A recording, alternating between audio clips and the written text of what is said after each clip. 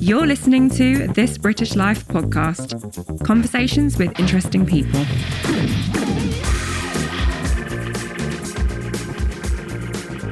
And we are back. Good to see you, Charles. Hey. Suzanne, good to see you. Suzanne Baum. Me. I always. Where's the name Baum from? Oh gosh, I'm not sure. I think from my grandparents that. But I mean German. German for tree. Yeah. Tree. Was it a longer name? No, Baum. It was always Baum. Yeah. So you're like a friend to the stars, sort of. Well, I interview celebrities as a living. Yeah, I was going to say not in a sort of Mystic Meg. was Mystic Meg? What was she? Astrology or psychic or? Bit of both. Wacky, just general. Was she a witch? I think she had a column in the Sun, actually. Yeah, she was. She wasn't a joke. Like, she was a mainstream name. Yeah, it's just content for anybody over 60 that might be listening. But yeah, she was. Was she a witch? Because that was the BBC. Sure. Yeah. I've covered a lot of subjects in my career, but when it comes to horoscopes and witchcraft, the only good one. Okay, I don't believe in it. Obviously, it's by a load of bunkum and it's quackery. The one in the National Enquirer. Oh, they do it in there. Oh, yeah. My mum gets it. Right. Just for the horoscope now. That's what she says. Yeah. It is weirdly specific and often accurate. Right, yeah. I had something It's like, oh, you'll get it. No, but it's like every week. And she's like, she goes, I read it. Do you want to hear it? And I'm like, fine. Okay, then. All right. Let's see what's happening next week. It's like it's reading the spoilers for next week's episode. The mystery man is coming into your life. And it's always like, oh, you're going to get a letter and it's going to have something about money in it. And I get something from the bank on the Tuesday, on the day it says. And I'm like, that's odd. Wait, I'm confused. How did we go from my surname to Mystic Meg again? Oh, because I was thinking Friends of the Stars. Oh, not the Stars. Oh, yeah, we jumped into Friends of the Stars. But talking of the psychic thing or whatever, I remember years ago, God, when I was at the job centre and they had the cards, they still had the cards before computers come in. I can just remember they had a couple of months where they had cards on the wall. You'd have to take the card and go to the job centre and say, like, can I have that job? And then I remember just after that, the computers came in. And there was once, and I was interested in spirituality. Yeah. Let's not get involved in that, but just like real stuff. Yeah, but I didn't know it was a joke. Because anyway, and one of the cards was a psychic phone reader. And I was like, what? Are you sure it said psychic phone reader? I don't get the gag. What do you think it might have been? Sex line. Oh, no, it wasn't. No, I suppose that would be legal. Anyway, so I took the card and I thought, what's this? I thought, that doesn't make any sense. And I'm so naive. I grew up in farmland. I didn't know what was up and down. And I took it and I gave it to the guy. And he said, yeah, blah, blah, blah. It's whatever it was, £5 an hour. So it's like 25 years ago plus. Anyway, so I thought, I'm not going to do it. I've got to speak to them and see what this is. So I phoned it up and they just went, oh, yeah, no, you don't need any experience. He said, what we do is we've got like hundreds of cards and then every month, we just revolve them and then you just read out that thing to that person with that script on it. And then every year they're all rewritten. So there's hundreds of them. And I thought, so it's just random. You're just saying, I see you phone up and I say, you're a very creative person and, you're too honest and, you want more love in your life. And it was just all that sort of stuff. And it was just another little dagger in my heart of like, oh, you can't trust no one. Like just that, just psychic read, no, it's all just junk. It's all just junk. I was going to say something when Kerem, our producer, was talking about the place he works at. And it was about, because I was going to say, Kerem did some work for Richard Branson. And I was listening to an interview the other day and they were just talking and this was just nonchalantly. Somebody said, oh, blah, blah, blah, Richard Branson. And he said, oh, would you remember Richard Branson in the early days? And he wasn't giving an opinion. He just remembered, he said, oh, man, he's a nice guy, this, that. And this is what stuck with me. He said, oh, yeah. I said, I remember him saying to me, like, he had ADHD, but he thinks he's got a little bit of dyslexia. And I thought, oh, isn't that interesting? That people don't like saying ADHD because there's psychiatry attached to that. But he went with the dyslexia thing rather than the ADHD. He said, I've got ADHD and I think I've got a little bit of dyslexia. But for marketing purposes and at the time, he's always said dyslexia. When did he say that? Oh, this was like the late 80s. This guy had met him then. And I thought, you can't trust anyone, can you? Well, interesting you touched upon him because you said on My Friend to the Stars, he is the one celebrity that I was asked to interview that out of everyone I've interviewed never rocked up for the interview. Never. What do you mean? And when I say rocked up, I actually mean rocked up because I was on a boat and I was invited just as COVID was breaking. I remember it was February 2020, I think, and COVID broke in the March. And I was invited on a press trip to interview him on his Virgin cruise that was docked in Liverpool. So the boat. Oh, you were it was his boat. It was his boat. I was invited as the one journalist to interview him. So I was like really excited. I was like, I'm going on a cruise. Okay, it might be docked in Liverpool, but I'm going on his Virgin boat. So I went on it. There was like this whole faff checking in because I think COVID was just breaking. So they were starting to do the like preliminary checks. There was all those plague boats, wasn't there, for a while? Do you remember that? I actually think this might have been one of them. And got on there, really excited, checked in, was, treated like a VIP. Richard Branson's about to turn up. We've got Suzanne here to interview him. Waited. And he never showed up. So it's funny you just touched on him because he's the one person that stood me up for an interview. And I think the reason he didn't come was because, where does he live? Nantucket or somewhere? Anyway, he didn't fly in because COVID had just broken. Oh, right. So I was left on this ship. I mean, it was a nice ship and we didn't go anywhere. Yeah. We stayed in, was that a smashed glass out there? It's bottles, collecting the bottles.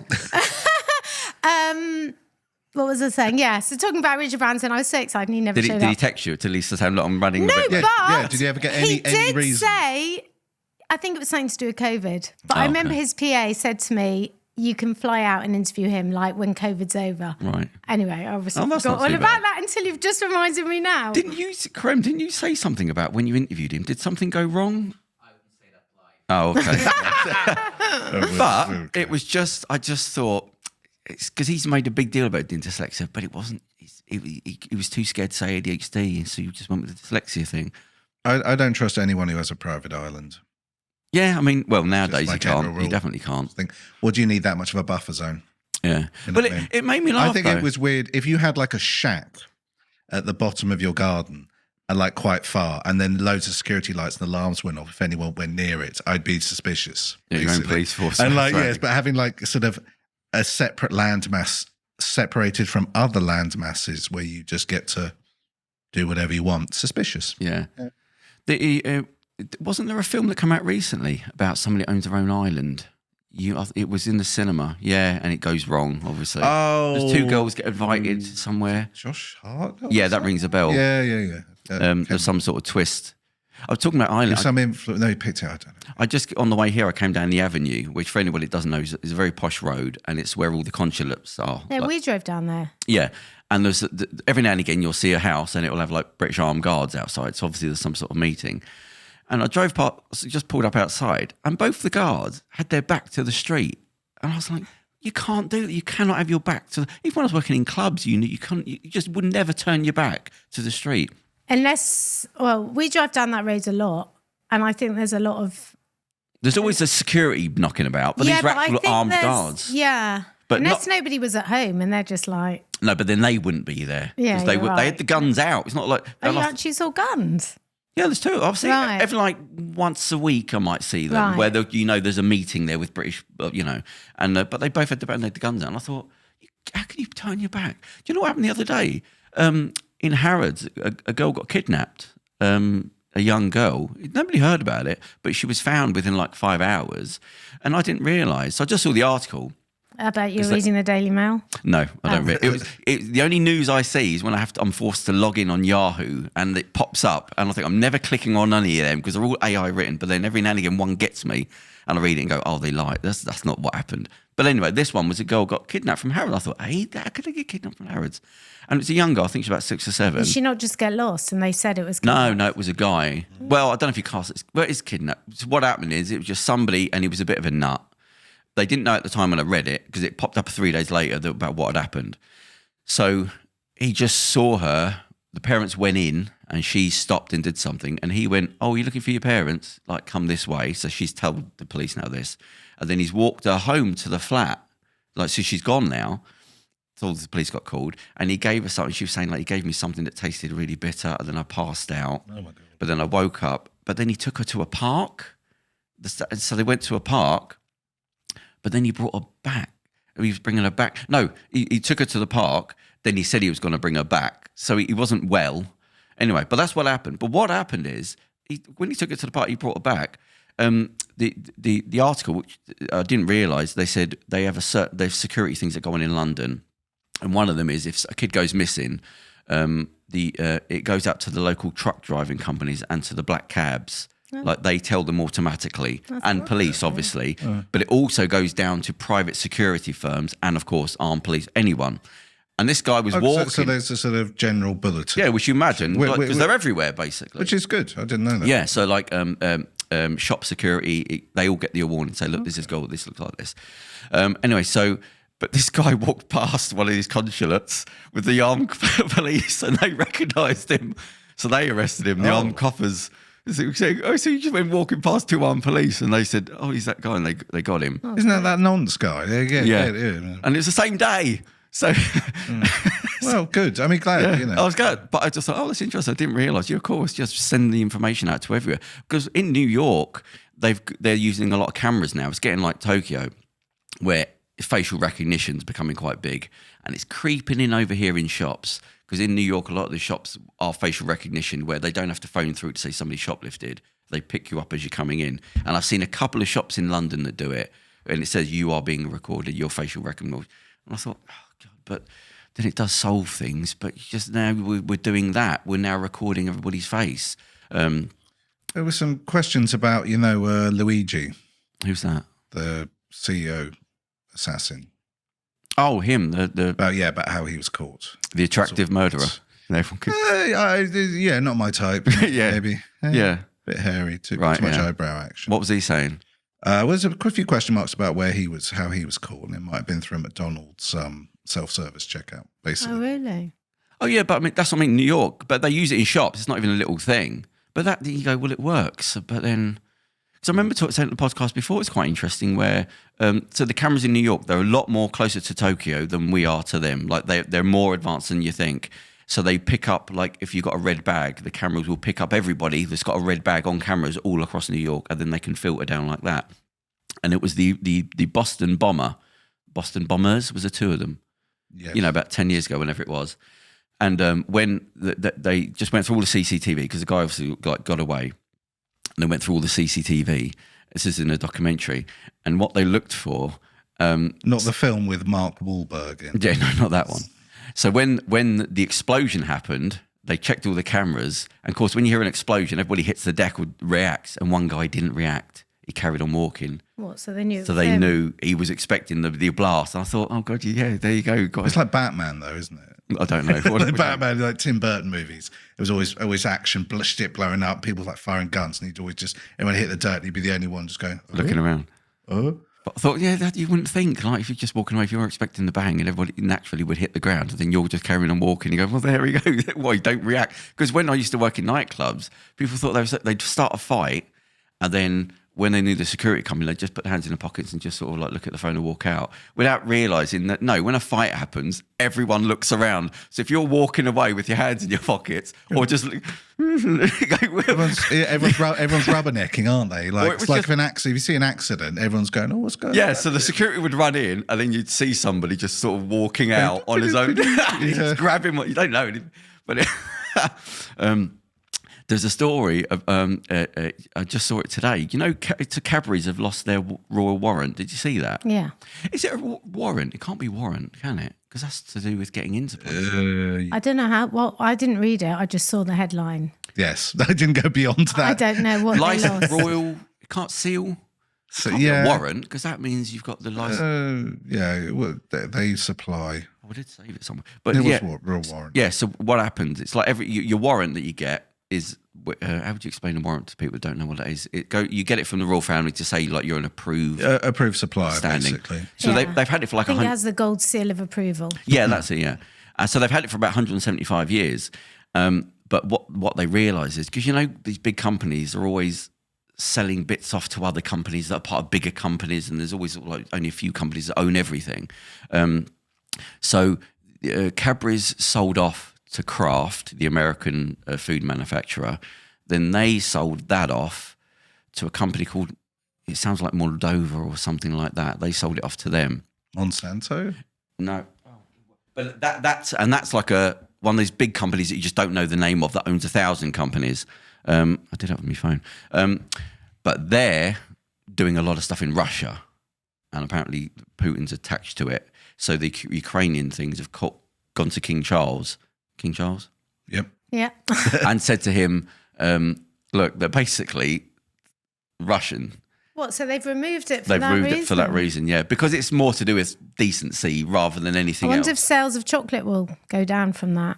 I doubt it. I doubt it. But listen to this, right? So, I didn't even know they had a Royal Seal thing at warrant until... Well, I once interviewed the Cadbury's milk tray man. Were you old enough to remember that advert? Just about the black, is it black? He was like the James Bond dude. Couldn't see him, yeah, that was it, yeah. So Secret, about 20 years ago when I was at the Daily Mail, I interviewed him.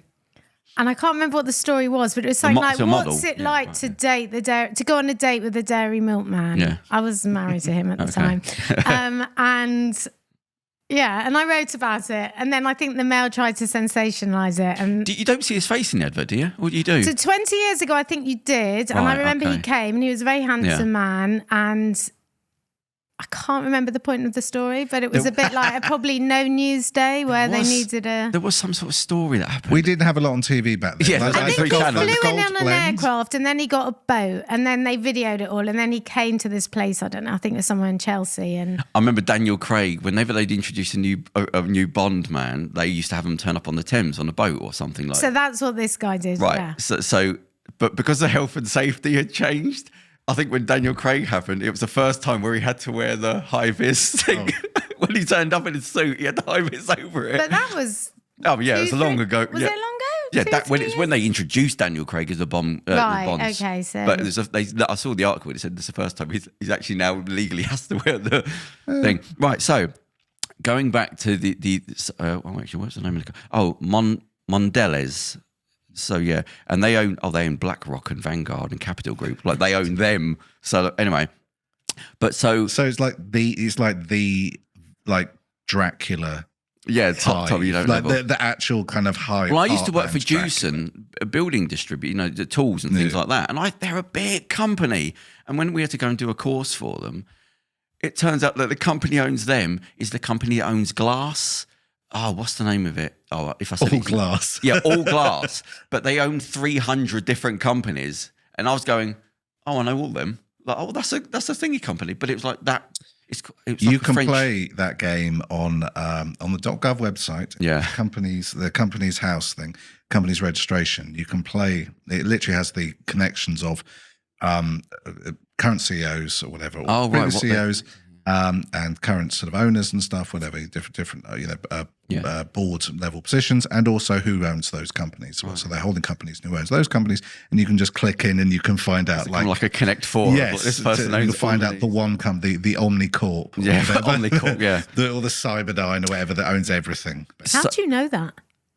Because you've done it. Had to do it for work. So. Yeah. Right. So when you think about how you have to live, you have to recycle, morality, you have to be known, you have to do the right thing, and you've got to save the world and all that. And then you think, do the people at the top think like that? Or is that just for us to mess around with, right? So get this. So the guy that owns Mondelez, which owns Cadburys, has defended the company's decision to continue doing business in Russia. Right, so they said, okay, we've lost the Royal Seal, it's disappointing, but we're not stopping doing business in Russia, despite criticism. In an interview with the Financial Times, so the guy, the CEO of Mondelez did an interview with them. He's got a good name, the chief executive, Dick Vanderput. That's quite nice. Not evil, but it's evil adjacent. It's got some weight to it, yeah. Said that the investors did not, quote, morally clear. There has been no shareholder pressure whatsoever, end quote. So I'll just say it again. So the the chief executive, so this is about them, Russia and the connection and Cadburys, and they've lost the Royal Seal. Dick Vanderput said to Financial Times that investors did not quote, morally care. That's what you're up against. And to use the language of, even if that's what you think, to have the balls to say it like that, we just morally don't care. Morally, why do you have to stick the knife in? Why just say we're not bothered? But we just don't care. We don't care. Yeah. Oh, for sake. Because they're saying that, yes, it's in the rules and we can do it. And so there is an ethical dilemma. There's an ethical question to it, but we don't care. We don't find it financially. It doesn't make sense. No, we don't morally care. And you go, that's what it's like when you're up there. You're not. Remember I said before, there was as Vice Media closed, is it Vice that closed down? Yeah, I think so. Yeah, they did. Yeah, it was, yeah. But then they own various things. Yeah, God knows. I swear I've seen like new video. They said they closed. There might be a sister thing of Vice something. I swear I've seen some new stuff. Like I used to write for Pop Sugar, and then I think that was owned by Vice, and then Pop Sugar. It might have just gone online, because I spoke to a Channel 4 producer, and she said she worked for the, I thought they closed the YouTube channel. Who's Piers Morgan, their channel? Talk TV. Talk. Yeah, it closed, but then they just took the best shows and put it online. And he's online now, isn't he? Piers? So I think maybe he does the Shouty show. Well, I used to present their Christmas special and wasn't asked this year, so I knew that was because they've been shut down. I forgot what I was going to say. What was I talking about?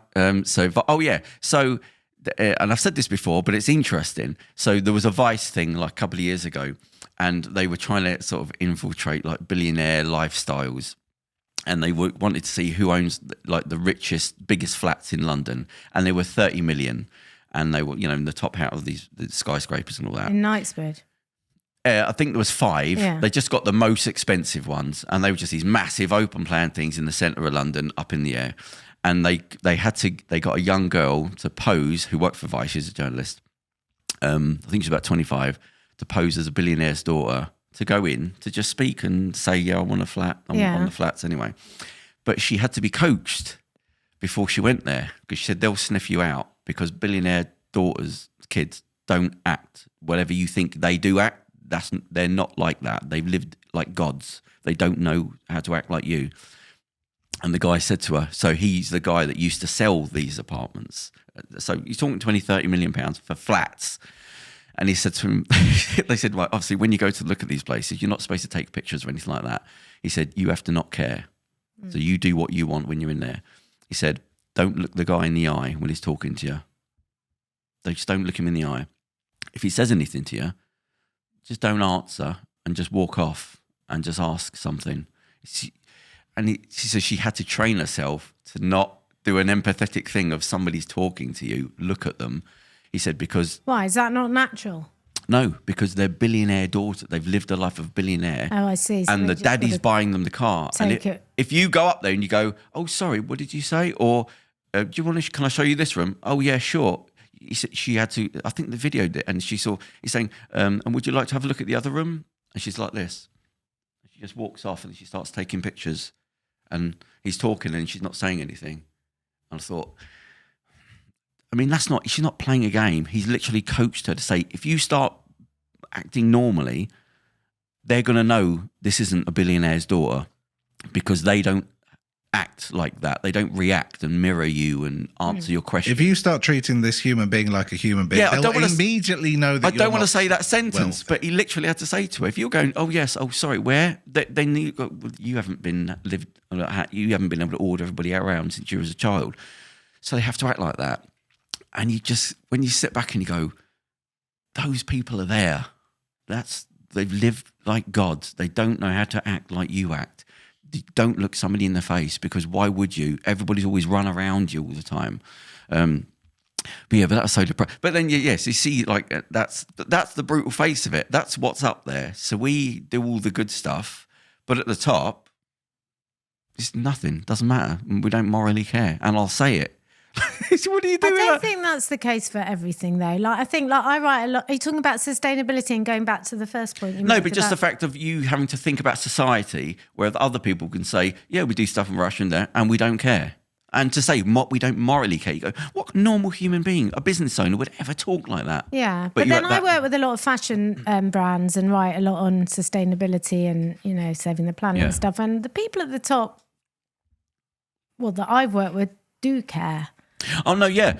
Up to a point, I mean, Like, we could talk about Richard Branson. He'd say, like, it seems like a nice guy. Yeah. But you're talking then, I'm talking about those in the things that actually run everything, the people that own those people, the investors for those companies. When you get to that level, because I spoke to, it was actually a guest we had on the show. I better not say too much. So the host was a journalist. I'm just going to say that, and the husband was a managing director of a household name company. He'd been put in charge of it.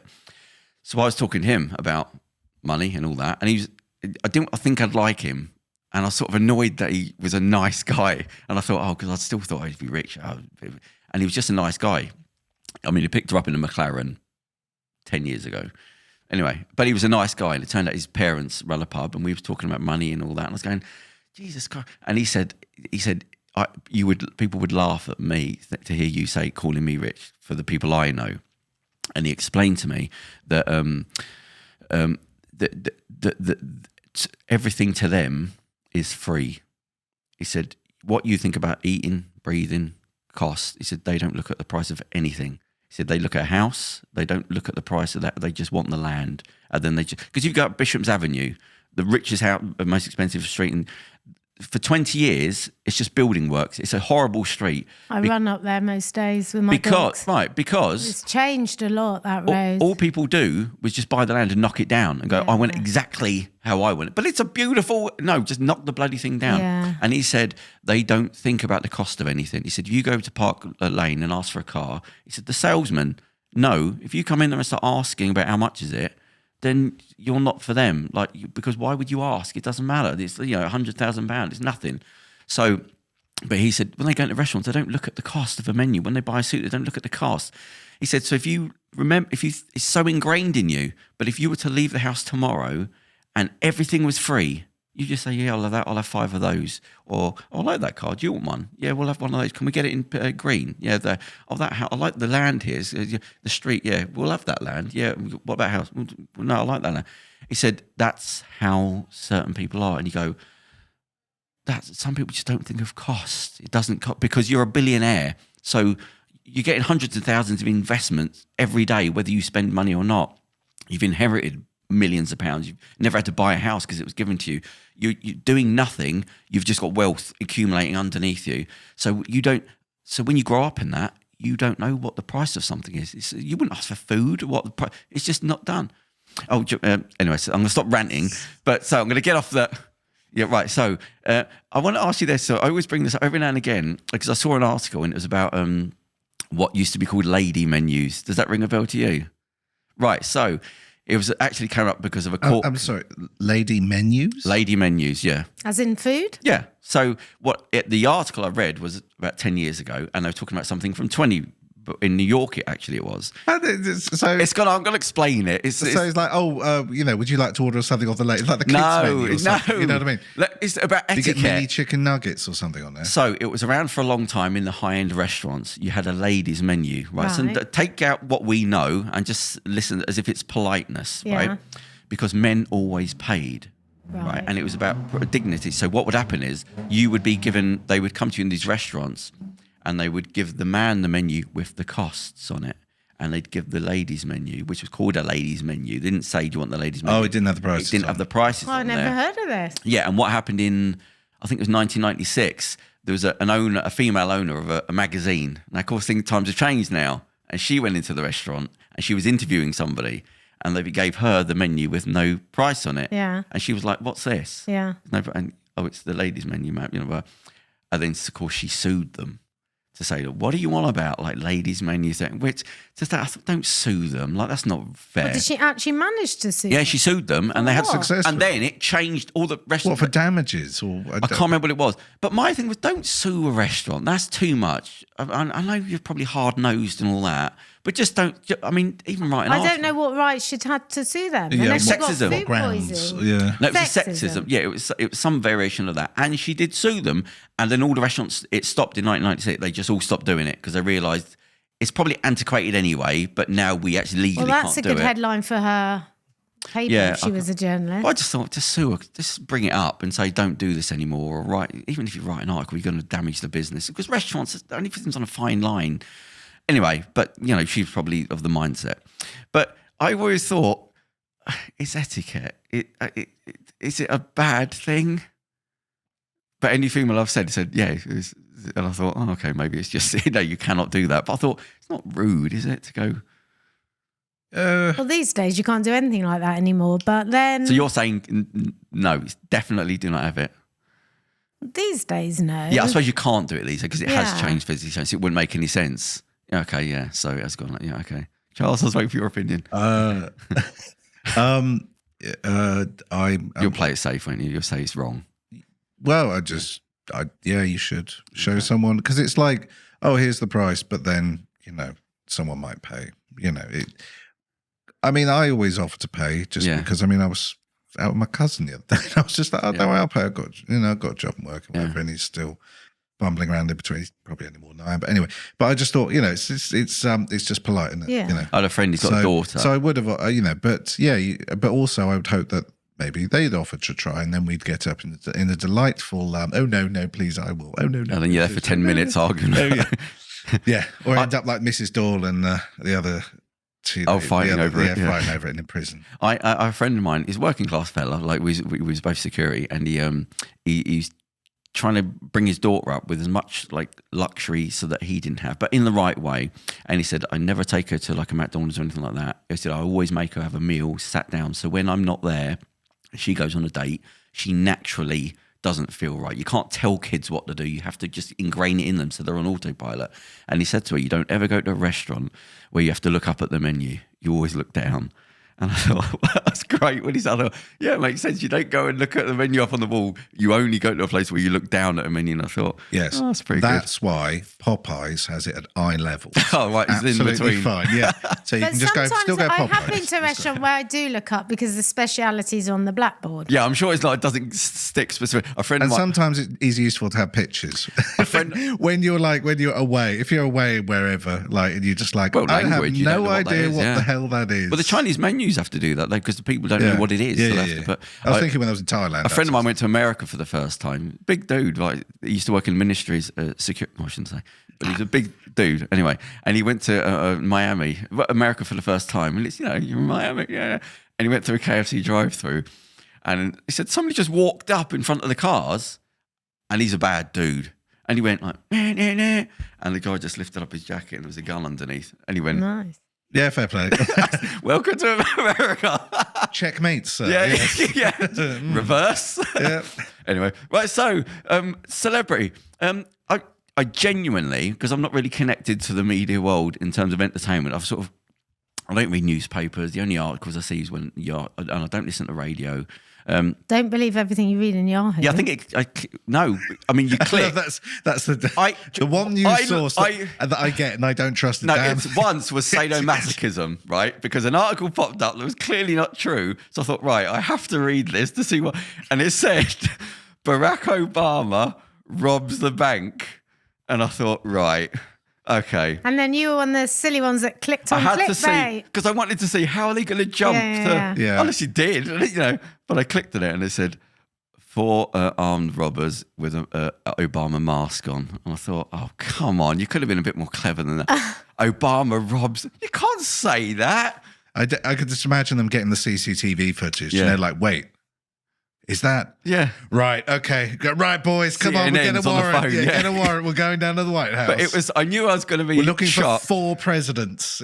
But I started to, I Googled, what was it? The Rest is Entertainment show, the podcast, to see, right, look, I've got some things about podcasting happening this week. But The Rest is Entertainment's a podcast. They've got a few different things. I think it's Goalhanger Podcasts. Anyway, so I thought, let me just look. I didn't understand who they were talking about. I said, oh, so this show and thing, and she's married to the so-and-so. I'm like going, I don't even know who these people are. But anyway, so one of the things that they said, there's a new TV show out by, it's called Mr. Beast. Have you heard of it? No. It's the most expensive game show in history by this internet guy.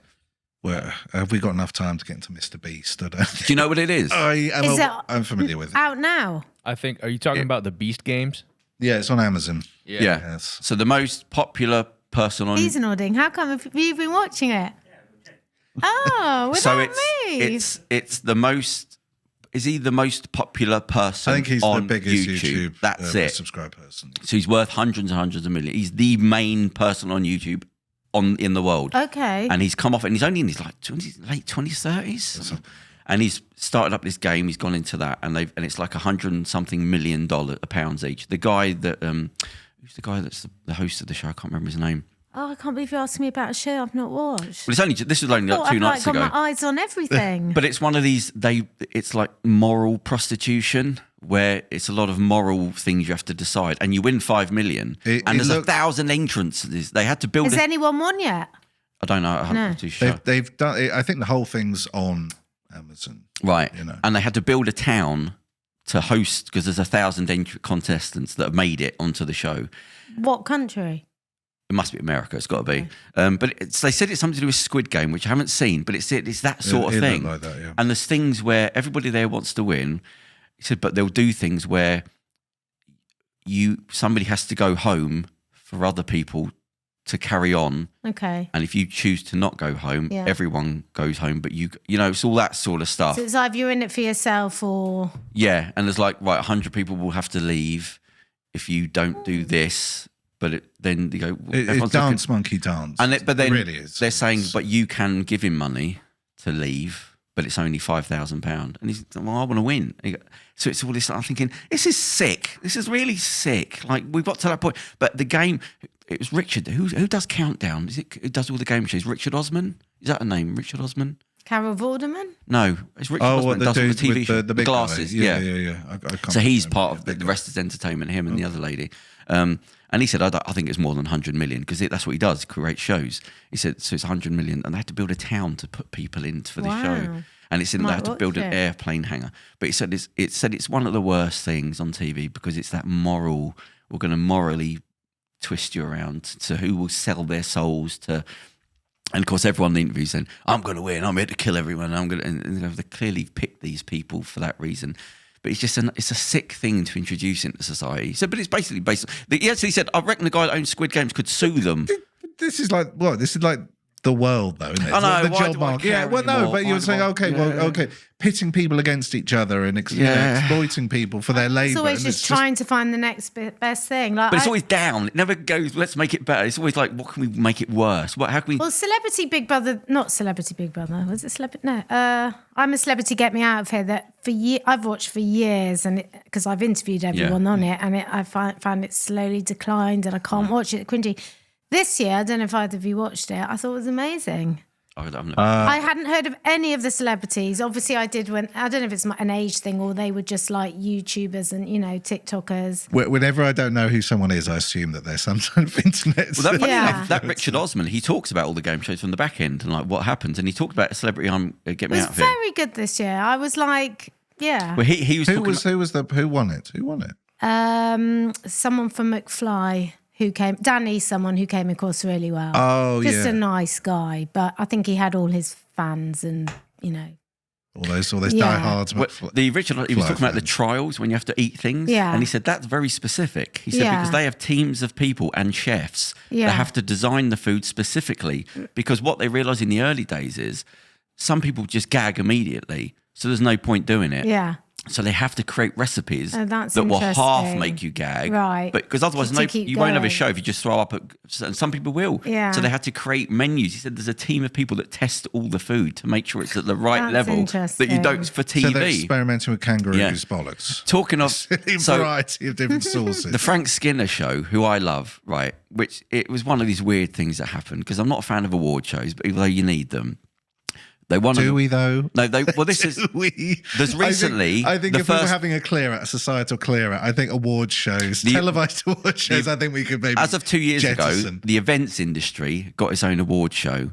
So it's the awards for the best event. I thought, this is like the age of vanity. We've gone mad. Well, anyway, but their radio show, I think it was on Absolute, won an award for best comedy show or second. They came second, and then 3 weeks later it was cancelled. And I thought, this whole show was cancelled. And I thought, well, what's the point? Why do Anyway, but then they moved into podcasting. And I like that show. It's one of 3 British things that I listen to. Most of the stuff from America and Australia. So then had to transition to radio. But Frank Skinner's great. He's one of the most funny people. Everyone that's around him says he's too funny. He's just, you can't keep up with him. And I love it. And his whole background, of course, like working class, but he never hides it. So you're saying he's got a podcast you listen to? Yeah, he's just started the podcast. Okay. But it was just because they came off Absolute. But he came off for the weeks leading off to coming off Absolute. He basically said, look, I am being pushed out of here. I don't want to go. And he was sort of joking about it the whole time, which you never hear. He said, yeah, right, this is our show. And I'm just reminding you, I don't want to go. We are being pushed off. And they're all sort of laughing about it.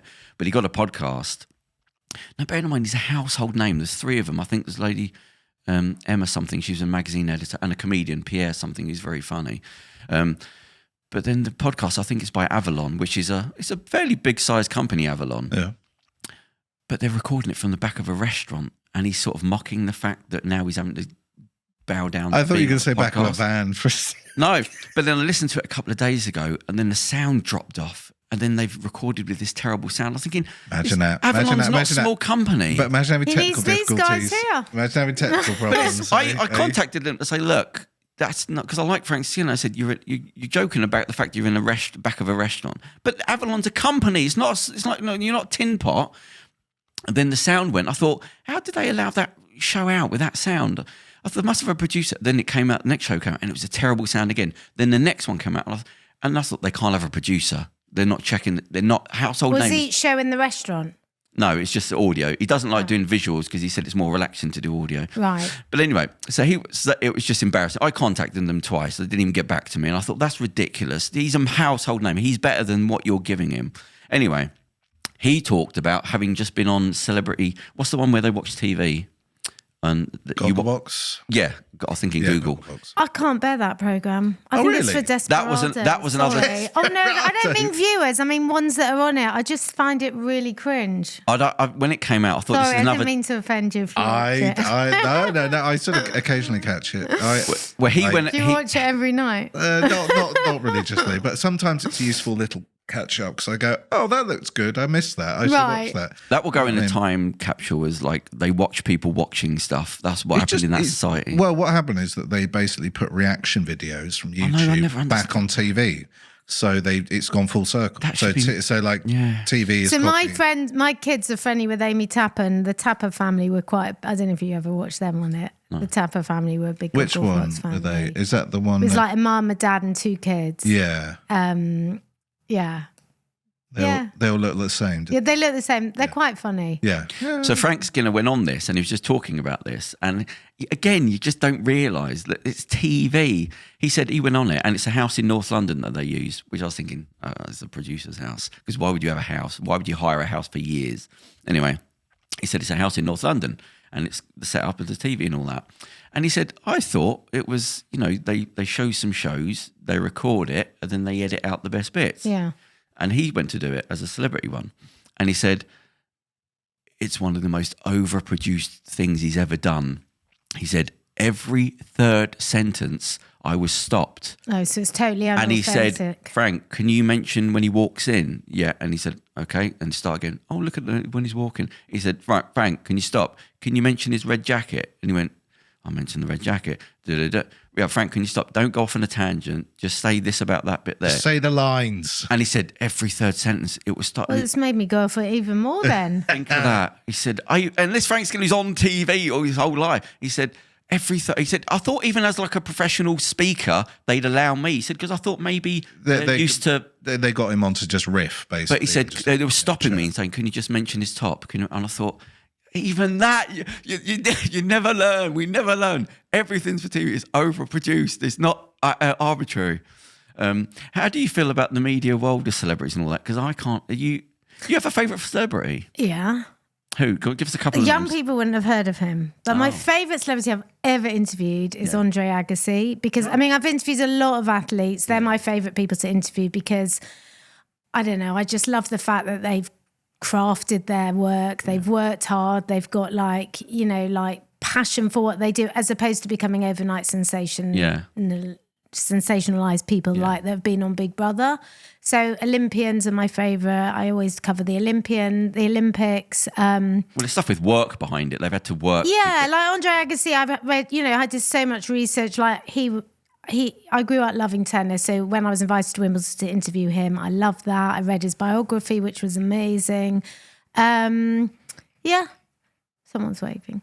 I was counting this down. Oh, yeah. So, yeah. And I mean... And you met him face to face? Yeah, I met him at Wimbledon, but this was ages ago. It was about 20 years ago. But I always say he's my favourite person I've interviewed. Everyone, like my friends, know that. There was a time frame where it dropped off where people grew up with social media and people before that. Yeah, I say definitely. when you watch documentaries, I watched documentaries from the 80s where there's some nutty guy doing something and he doesn't care there's a camera there. Yeah. You go, that's gone. Now they're aware. I'm always on show. Yeah. So it's changed your personality. Yeah, now he's got a Patreon. He's got subscribers. Social media's changed. Because you don't you don't everything. risk anything anymore because you're worried about saying things. You haven't just got, unless you're like autistic or something, you're always aware of, I better not do something or say something. Whereas you go back to the 80s and you can see the shift of documentaries. These people didn't care. So glad I grew up when I did because I'd be in so much trouble. Yeah, we've just clipped it because I can't. Someone recorded everything that I had done. Yeah. Come on, I'd be. But I so remember much when trouble. podcasts first came out, and I remember thinking, like, who would want to listen to a podcast? Like, and I've changed so much over 10 years. I remember, like, all the celebrities suddenly started producing podcasts, and not Gabby Roslin, Gabby, the sports presenter. Open. I've forgotten her. Anyway, she's Sky Sports presenter, Gabby. I started listening to her podcast and lots of fitness ones because I've edited lots of fitness magazines in the past, and I really like them. Yeah. And I find I've got 2 dogs, so for me, my downtime is when I walk my dogs and listen to a podcast. Yeah. Or on the tube. Oh, one of the girls on the. It was like, same. I thought, well, who's going to listen to a radio station that doesn't play music? Basically, you just think, I said I was at the BBC about 20 years ago trying to tell them about podcasts because I knew I could do it. Yeah. And there was I think there were 7 podcasts at the time when I went there. And they were, how they kept a straight face for me, because it was a senior producer I met, and he said, tell me about it. And I was like, yeah, and you don't edit it, and it's 3 hours. And he was just sort of like, this poor sod. And he was quite nice. He said, look, don't worry.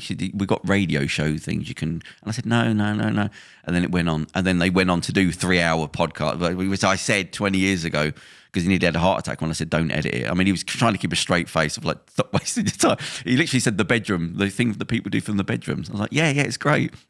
People reading Shakespeare from, like a tape recorder and then getting it onto a computer, and like LibriVox videos and things like that. Charles, do you want to say something? Oh, yeah, hang on. But we'll end on this. But I wanted to ask, how did you get involved with the journalism and show business? Was you a something journalist before? Not really. I've done it for about 25 years. I think I've always been good chatting to people, and I've always been very authentic in my writing. So, like I said before, I hate clickbait, even though that is the way everything is. It's the world, yeah. Interviewing celebrities, they're surrounded by a circus of people, as you probably know, like agents, PRs, management, and you've kind of got to jump through hoops. And I just think I've always just built up a really nice relationship with them all, and I'm not starstruck, apart from Andre Agassi. And I think, I don't know, it's just kind of grown organically. Right. And I've always said, why earn is appalling. People always say, I've got an amazing job. And I always say, yeah, but, it's very difficult to earn any money in journalism, even if you're top level editor. You're up against 1,000 channels. Yeah, but it's a very, very badly paid industry. So I get people all the time saying, can I have work experience with you? Can I work shadow you? Can I want? And I'm like, really, listen, like, it's a great job, but you've got to know there's no money in journalism. Yeah. So I always say, it's an amazing job. I love what I do. Yeah. And I know I'm lucky to do what I do, but... Well, you've got to diversify. You've got to change. You're right. You've got to diversify. It's like surfing. Somebody said to me he said, you think about it, surfing. You've just got to ride the wave at that time. Don't fear. You've just got to hit the wave. Otherwise, it'll just crash over you. And that's through anything in any career. You've just got to, there's a new thing coming. You've got to ride it. So even if you don't like it. And I also think you have to smile all the time at everybody. Like I said that on this podcast. I said I judge people by how many times you laugh, like who you're around. Yeah. How many times did you laugh that week? I used to say that day, and then I realised people don't laugh every day. Like we just went on holiday for Christmas to Lisbon, and I realised actually not until I really landed back in London that no one really smiles in London. Whereas I just found in Portugal, like everyone's just smart. I mean, the weather might help. There was a guy that was on the space station. He's on Australian radio, and he said that he's speaking to NASA afterwards because he's now one of the people that they send up, and they said they always wait for the audio to come through from the new astronauts to go up to say, my face is hurting. because they're smiling constantly. He said they wait like a couple of days and then they start to cramp up because they're just like, your whole life. He said that it's like a little bit of a joke. They wait for them to say, because they have to report everything, like anything that happens, they have to write it down. And he said, they have to say like, oh, my face is hurting because I'm just constantly been smiling. And they have to tell them you've been smiling for 3 days. So there you go. That works. Sorry, my face is tired. Yeah. Is it frowning? Right, so you're going to a restaurant now. Do you know which one we're going to? So first we're going to the review. Hamyard Hotel. What? Which is just around the corner. Oh, it's in Soho? Yeah. Oh, very nice. Very Nice to nice, see you again. yeah. We'll get a little review. What type of food is it? I don't know, actually. What's it called? The Hamyard Hotel. So it's a bar inside the hotel. Oh, okay. It's around the corner. Dinner? Yeah. Oh, very nice. Nice We'll get to hear hotel. about that. Yeah. All right, listen, it's Saturday. It's Saturday. Yeah. Thank you for coming in today. Thank you for having You me. look like you're enjoying that water. Is it Actually, lovely? it's very fresh. Look, it's got 0 calories. It's obviously. very cold. I didn't have it fridged. It's because the It's heating nice wasn't water, on. genuinely. It's got nice the water. Christmas colours. Yeah, that, some people's, it was in the back of my mind of why I like the colour. I thought, oh no, it's Christmassy. So that's pure oxygenated water. So, and they do all the right things with the environmental stuff. Yeah, I read And about it looks that. nice. Very good. And your son was already signed up to the. he was on the, randomly following them on Instagram, probably entering their competition There to you win go. 500 free bottles. Right. Well, listen, it's a Saturday night, and so thank you very much for coming up. Thank and you for it's nice to having meet your me. husband who's with you. So hopefully we'll get to see you again. Lovely. Thank you very much. Thank you. Happy New Year, Thank everyone. you. Thank Have a you. good one.